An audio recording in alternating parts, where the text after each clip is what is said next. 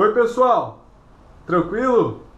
Hoje é mais um dia de conversa, mais um dia de entrevistas aqui pelo canal e dessa vez eu falo com o Eduardo que é geólogo, se formou comigo também lá na Universidade Federal do Paraná e ele trabalha com gestão de áreas contaminadas. É um geólogo que trabalha justamente nessa parte de remediação de áreas contaminadas, monitoramento de áreas contaminadas. E isso tem muito de água subterrânea, muito de hidrogeologia, muito de geoquímica.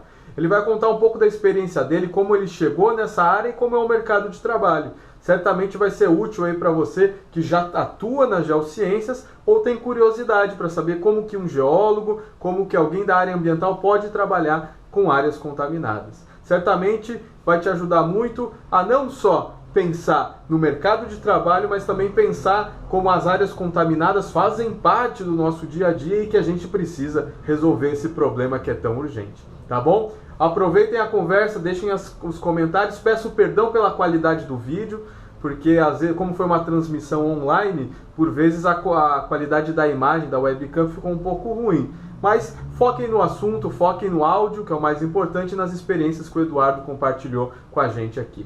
Forte abraço e boa conversa.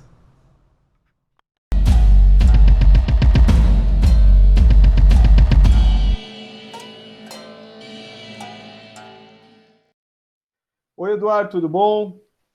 Como é que você Ó, tudo tá? bom, Gabriel? Tranquilo. Tranquilo, cara. Lidando aí com a pandemia e tudo mais. Pois é, o novo normal aí da nossa vida. É, o novo anormal. É. O Eduardo fez geologia, como eu fiz, se formou acho um ano depois de mim, né? A gente quase estudou junto. Acho, acho que dois depois de você, cara. Acho que Dois. foi dois ainda. Eu E fui pro intercâmbio ainda. Fiquei um tempo fora. é verdade, é verdade. E de lá para cá tu trabalhou principalmente com áreas contaminadas, com a parte ambiental, né? E aí eu queria, na verdade, é mais ouvir tua experiência, como que foi trabalhar com isso e como você foi cair nesse mundo de áreas contaminadas e, enfim, não sei se é só isso que você trabalha hoje, mas conta um pouquinho da história, como você saiu protogeólogo lá da faculdade, foi parar nesse mundo e tá aí já há bons É. anos trabalhando com isso. É, cara, é uma história assim, meio. Eu acho engraçado, pelo menos, porque eu ia fazer mestrado, né? Tava meio que tudo certo, engatilhado, assim. Tinha combinado com os professores que eu ia fazer mestrado e tal. Só que cortaram a bolsa que eu ia receber. Era um mestrado em petrologia, apesar de ser voltado para a área de petróleo, ele era petrologia ígnea, né? Um negócio meio louco, assim. E só que cortaram a bolsa que eu ia receber e tal. E ao mesmo tempo eu tinha prestado um processo seletivo de trainee aqui em São Paulo e passei. E me chamaram, assim, bem na mesma época. Então, aí eu falei, pô, ficar 2 anos sem receber nada ou me mudar e trabalhar. Eu falei, eu vou trabalhar. E quando eu fiz esse processo seletivo para essa empresa aqui de São Paulo, eu não sabia exatamente o que eu ia trabalhar, que estava meio aberto, assim, podia ser geotecnia, podia ser áreas contaminadas, podia ser qualquer coisa, assim. E eu caí em áreas contaminadas. E eu, honestamente, assim, eu nem sabia o que que era, né, áreas contaminadas. Na graduação, a gente tem hidrogeologia, né, faz parte da nossa grade, matéria obrigatória. E a gente teve geologia ambiental também como optativa, só que áreas contaminadas foi visto praticamente nada, né? E eu cheguei, caí de paraquedas total.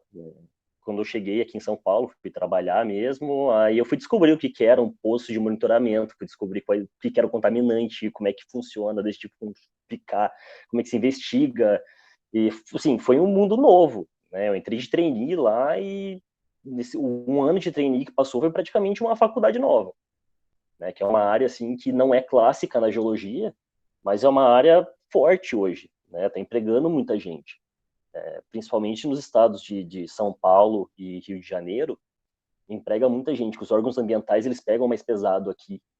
Ah, na Bahia também tá trabalhando bastante com isso.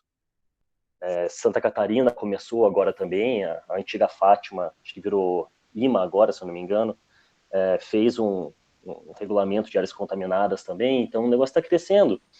E eu era petrólogo, né? Eu gostava de petrologia, queria trabalhar com mineração e caí de paraquedas nessa área. E estou aí há 5 anos e meio trabalhando com isso já, trabalhando exclusivamente com áreas contaminadas. Pois é engraçado isso, né? Porque a gente sai da faculdade, quando a gente está lá nos primeiros anos da faculdade, a gente imagina que vai sair de lá já tendo aprendido tudo, né? Tu não vê a hora de acabar. E quando você depois você sai, você quer voltar, porque você viu que faltou um monte de coisa que você deveria ter aprendido e faz falta, né? É bom ter lugares que você possa Não faz. aprender, né? Cara, e engraçado assim que dentro da geologia, por mais que a gente não tenha tido esse contato tão próximo com áreas contaminadas, a gente tem base mais que o suficiente para poder aprender e trabalhar nisso, sabe? Assim, a nossa formação é abrangente o suficiente para isso, porque o principal, que é áreas contaminadas, que é hidrogeologia, a gente aprende. Esse é o principal. Você pode até não saber todas as equações possíveis, imagináveis, mas você entende como é que funciona o fluxo de água subterrânea, você tem noção para isso. E a gente tendo feito as matérias de sedimentologia, por exemplo, às vezes a matéria de solos, pedologia, a gente consegue descrever uma sondagem com uma qualidade muito melhor do que vários outros profissionais. Assim, obviamente, os outros profissionais podem aprender a fazer isso também, mas a gente sai da faculdade sabendo isso, né? Porque são 5 anos descrevendo rocha, né? E descrevendo rocha, sedimento, solo. A gente pega um testemunho de sondagem para fim ambiental ali, você olha aquele perfil de solo, a gente descreve tranquilamente. Ainda mais que o principal que importa nas áreas contaminadas é granulometria, né? Granulação das partículas, o arranjo delas. Não necessariamente você separar se é um solo O, A, B, horizontes em cima, e sim diferenciar um do outro, contatos e tal, se é úmido, se está seco. É bem interessante que a gente realmente tem uma facilidade maior para trabalhar com isso, assim, principalmente numa fase inicial. E eu achei também que, assim, a parte química a gente acaba tendo uma facilidade também, por a gente ter mexido com geoquímica durante a faculdade, a gente teve a parte geoquímica ambiental também, apesar de ter mexido muito mais com a parte inorgânica, e o carro-chefe na áreas contaminadas geralmente é química orgânica, mas a gente consegue entender mais ou menos a questão de olhar um diagrama de fase e você vê ali por que tal substância está em solução na água, a gente consegue entender isso de uma forma melhor. Assim. E é uma área que carece de geólogos, principalmente assim de gente interessada em trabalhar nessa área, né? Muitas vezes o pessoal nem sabe que dá para trabalhar com isso e a gente tem assim uma certa vantagem inicial em relação a várias outras graduações. É engraçado, o pessoal, ainda dentro da graduação mesmo, acho até se formar, pensa que só vai poder trabalhar com mineração ou com petróleo, né? E como esses mercados oscilam muito pelo preço do petróleo, pelo preço das commodities, aí o pessoal às vezes cai num buraco, cai num lugar, numa época que o mercado tá ruim e tu não sabe para onde correr. E no fim tem um mundo, né? Tem as grandes obras, aí tem obra de geotecnia para trabalhar, tem hidrogeologia, tem áreas contaminadas, recuperação de áreas degradadas, que aí é meio mais físico, né? E tem muita coisa e às vezes a gente não nem sabia que podia.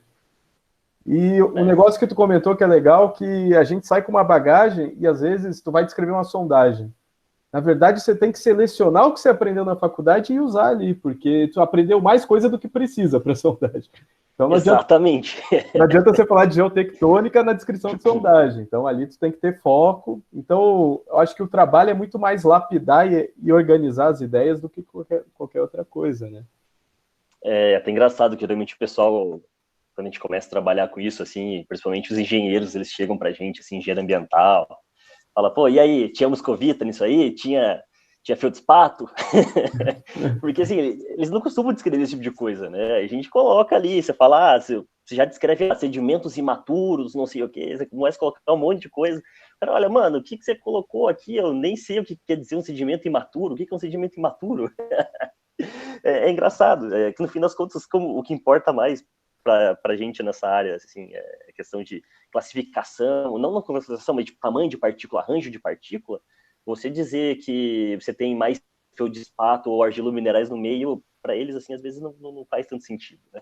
Mas se você dizer argila, você não diz um argilomineral, você diz, tem argila, tem o silt, que você pode não conseguir descrever direito na mão, mas já sabe que ali você vai ter um fluxo menor de água subterrânea, o fluxo vai ser um pouco mais lento, beleza. Então, tem um aquitard, algumas palavrinhas que a gente está acostumado a colocar, mas, assim, são conceitos muito, muito importantes dentro da nossa área, assim, dentro da hidrogeologia, E eu me perdi no que eu tava falando aqui agora.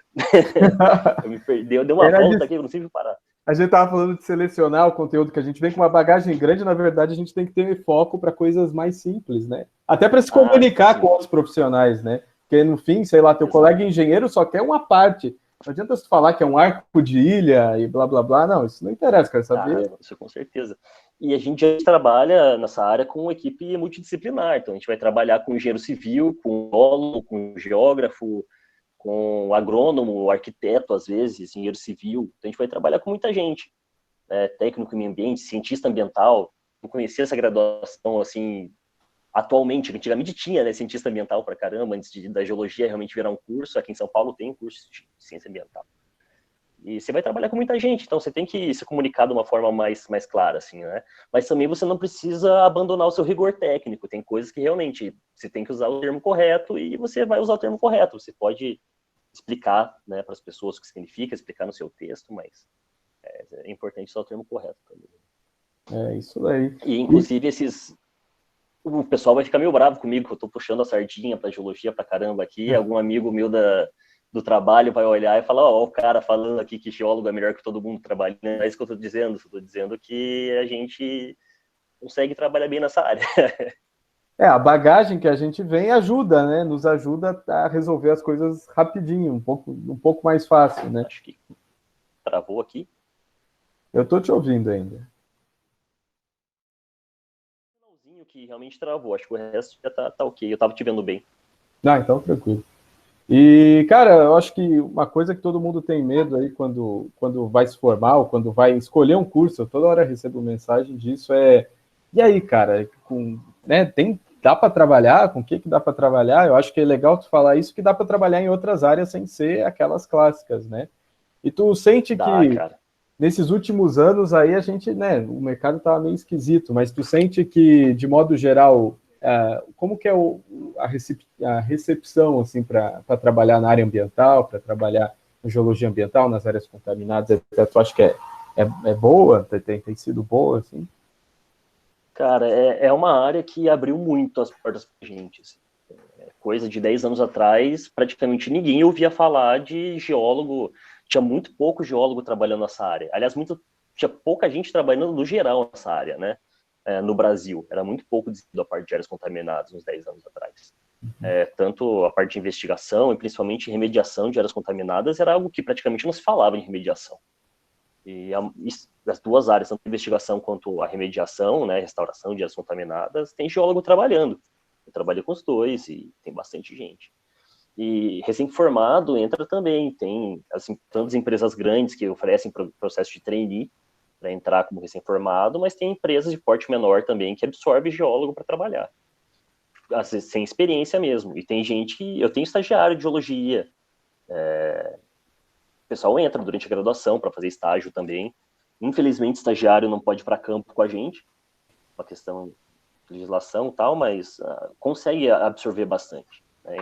E tem uma receptividade boa, sim. E aumentou bastante a demanda por geólogos nessa área. E é engraçado, né? Porque é bem diferente do que a gente está acostumado. Eu acho que a USP é um dos poucos cursos, assim, é um dos poucos cursos no Brasil que ainda tem alguma coisa de áreas contaminadas. Acho que a Unicamp também oferece alguma coisa. São dos poucos que falam sobre áreas contaminadas durante a graduação, né? E é engraçado que durante a graduação eu fiz estágio numa cimenteira perto de Curitiba, ali, na região metropolitana, e eu não trabalhei com mineração, eu trabalhava no laboratório de controle de qualidade. Fazia microscopia de clinker de cimento, pegava as bolotinhas de cimento lá, fazia uma seçãozinha polida e fazia descrição de mineral. Não era bem mineral, porque era feito num forno, mas... E é uma coisa assim que a gente tinha muita facilidade. Geólogo também tem muita facilidade. Se é acostumado a descrever lá 12 minerais no granito, você olha 5 num clinker, você descreve com a mão nas costas. E tinha lá também difração de raio-x que acompanhava às vezes.